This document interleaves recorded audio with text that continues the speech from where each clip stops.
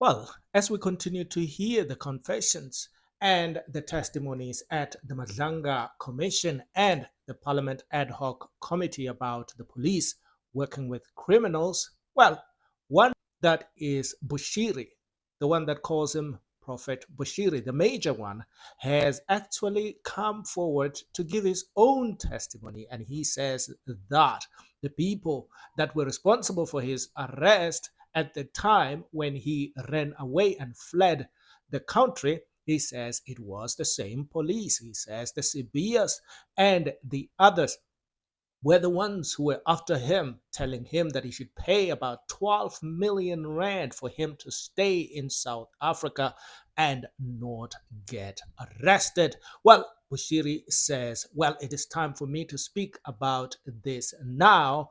And I believe this has to do with the fact that it's now out in the open in South Africa. Let's listen to Bushiri as he speaks about this matter.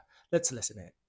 In 2016, I was approached by a group of police officers. I call them corrupt police officers, whose names I already mentioned, and I'm going to mention them again. The likes of Mrebi, she's a captain in the Hawks, Maritz, and a whole group of company, and a certain gentleman known as Captain Ngobeni, who eventually we realized that him alone was not a part and parcel of the Hawks, but he was their proxy who was being sent to solicit money from us. These did not hide their intentions through this Captain Ngobeni, but to speak that we had to pay 12 million rands if we had to stay in South Africa. And this was apparently known as protection fees. This issue became a very serious issue. It can be very important for me to actually remind some of you who remember at some point in time when I stood on pulpit and spoke about this, to say I was met by these police officers. They are saying they need money, and that today if I don't give them money, they'll come here at church and cause an arrest. And I said, I'm ready. And I even said, I'm not scared. We remember that moment when we were harassed at church with a police helicopter that came and flew at very below altitude level just to scare me. At the very same time, we had a police van at a church packed, and I think some of you remember. And all they were saying was so simple, to say, will you release the money or you are ready to be arrested? It was that single day when I took an initiative to go and meet the then Commissioner of Police, General Sitole. It was on a Sunday, and I had a meeting with him and at Southern Sun Hotel in Pretoria, where I raised the issue. In his speech, he advised us to beef up our security, citing that he is aware that in South Africa there is a serious cartel, and that if they don't get what they want, they may even assassinate us. However, he referred us to the Minister of Intelligence. Then his name was, or is, Minister Bongo, who I did not hesitate, because it was becoming more personal, to say, if you don't give us the money, we are going to do this. We resorted of meeting the minister, and we lodged a complaint to him. However, he called the Director of Intelligence, and if I may not be forgetting his name was called Fraser. We had a meeting, the three of us, and I explained the whole story, and Fraser spoke to me in front of the minister to say, so far, we do not have any case against you in the system. Meaning to say, this is all set up And to my surprise, despite bringing all these serious allegations against these police officers, nothing was done, nothing was made. This scared me because it became more even personal when I think some of you remember a person coming in church with a pistol. And several times when people would actually confess to say they were sent to shoot us. This it was due to, after hearing that I had lodged a complaint against these four to the authorities. They said, you cannot make us lose our jobs. We'll eliminate you. Upon having that, I also saw it was necessary I report to my government in Malawi. I flew in Malawi. I met the then president, who is actually now, again, has been elected again to be the president. Congratulations to him. And I had a meeting with him, and I explained the whole issue. I remember he actually said that he was extremely touched and asked me to also, apart from the government efforts that would do, he also requested that I should involve the local Human Rights Commission. I did. The Human Rights Commission of Malawi that time went to the embassy, South African embassy, and lodged a complaint. And this is on records, to say our citizen is being harassed with his wife.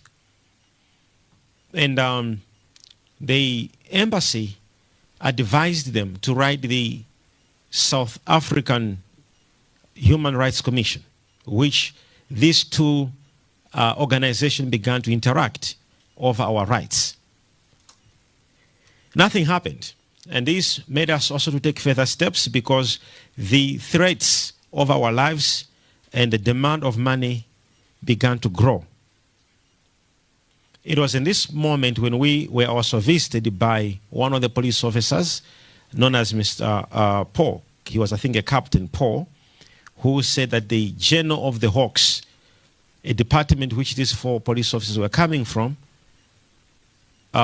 would stop our case if we would give him something. I remember some of my team members going to have a meeting with this fellow general, known as General Sibiya.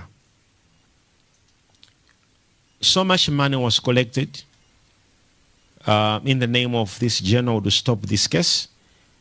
Instead of the general to stop the case, so it was corruption after another corruption. Problem, you go to the authorities, they also are demanding for something, to end something. I remember my team having a meeting with the then General of Hawks at his farm several times. Having meetings with him at his residence in Silverton several times. An attempt for our justice failed. It was then I decided to even take more steps further.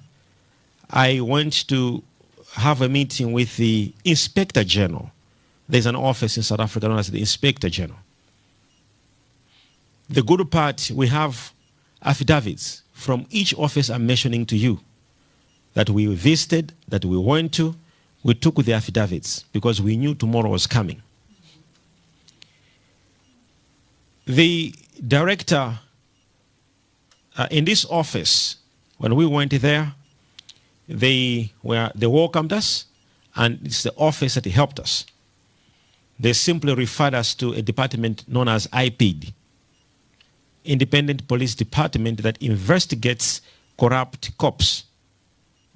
We went into this office of the IPD where we opened a case against these police officers who were harassing us. So an official police case was opened with a case number. However, the IP department assured us that they had applied for a warrant from what is known as the National Prosecution Authority, NPA.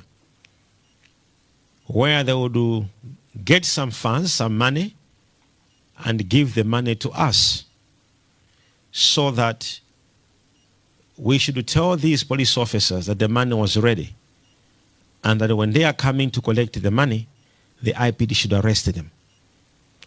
A mission was planned that the following day, this must be done. But unfortunately, the day where this mission was supposed to be done, we think someone from the NPA had tipped them to say, tomorrow there's an arrest being planned for you. Unfortunately, the day we were supposed to arrest them, they came early in the morning, the same 4 police officers, to arrest us instead, citing so many things, including the private jet, which we actually bought. I actually bought that private jet, and it was not even bought in my personal name, but it was in the company, which was owned by myself and a shareholder, a South African. But shockingly, it wasn't my wife who was a fellow shareholder, but she's the one who was arrested together with myself. A case which stayed so many years. We went to court several times by the same people who were looking for the money. We went to court several times, and each time we went to the court, when the case is about to start, they would stand up and they say they are still looking for evidence. We are law-abiding citizens. We completely gave ourselves to the justice system of South Africa to say maybe there'll be justice. But the more we were waiting, the more our lives were seriously threatened. So says Bushiri. He says the case that you saw me being prosecuted and accused of, actually, it was a bait to solicit money from me. He says Sibiya. He says he spoke to Sitole and spoke to everybody trying to get justice, as according to him. But these individuals were very much adamant that at the end they arrested him. The question is this true, or Shepard Bushiri is just trying to get himself out of trouble here? At this point, we do not know. But Bushiri is only mentioning the likes of Sibiya now. He did not mention this early on in the beginning. Is it because now the case of Sibiya is out in the open and South Africa is now probing this, and everybody is angry about this matter, that Bushiri thinks this is going to work in my favor? We do not know. I don't think the matter of Bushiri will be investigated as long as he is far off. So we might never know actually whether it is true that Sibiya actually did approach him. But as you know, by this point, you cannot speak for these criminals. You cannot speak for the police. There is no one, it seems so far, that you can put your foot down and say this is a good cop. We don't know. These very same people that we thought were good cops, these ministers and all these officials, it seems they were not what they appeared to be. So we might need to just take Bushiri for his word. But even Bushiri, I wouldn't give him much of a credit either. So it seems we might need to just wait and see what happens at the end. As for the case of Bushiri, I don't think he will ever come back. If he was to really be tried in South Africa, they should not have allowed him to leave, because now he is in his country and his country would not allow or would not let them take him back to South Africa. So we might never get his full story in court where it is actually tested with evidence. Well, this will be the end of this segment. And if you made it to this point, thank you very much. Please remember to like and subscribe.